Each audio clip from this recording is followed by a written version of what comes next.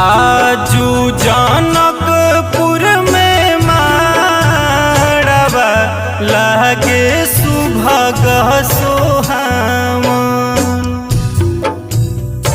आजू जनकपुर में माड़वा लागे सुभगह सोहावन।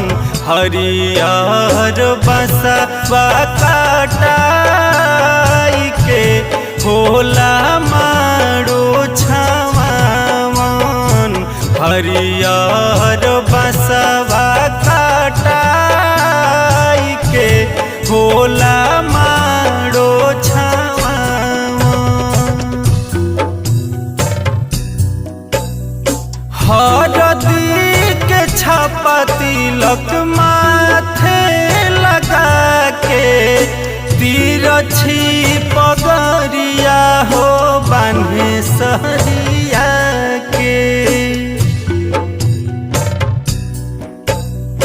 हरदी के छापा तिलक माथे लगा के तिरछी पगरिया हो बान्हे सहरिया के।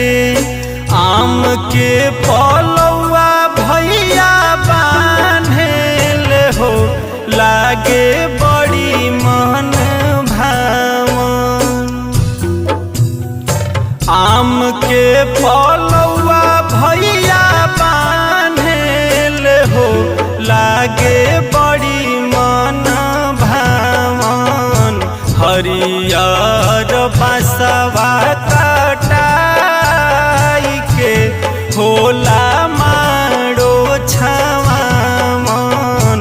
हरियर बसवा काटाई के होला माड़ो छावन।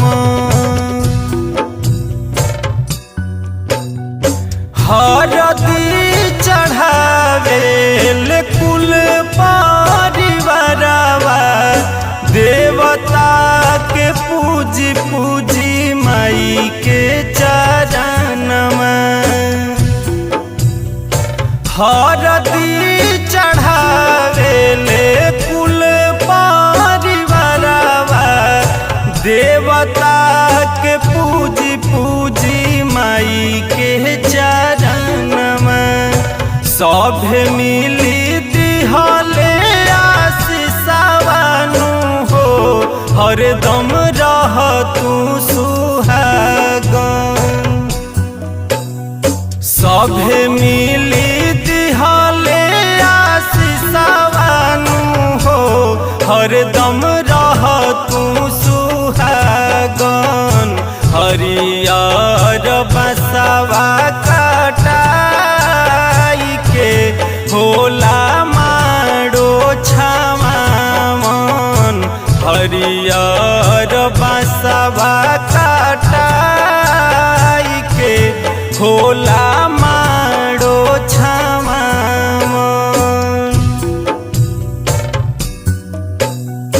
माता जानकी रघुवीर विवाहु गावे सब गीत मिली अधिक उछाहु।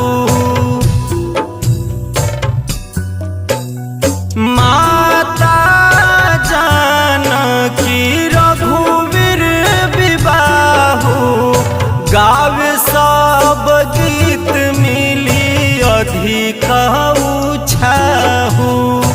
बरनी ना जाई खुशी कतनानु हो अजित गाई भैले पावन। बरनी ना जाई खुशी के तनानु हो अजित गाई भैले पावन। हरियर बसवा काटाई के होला माड़ो छावन। हरियर बसवा काटाई के होला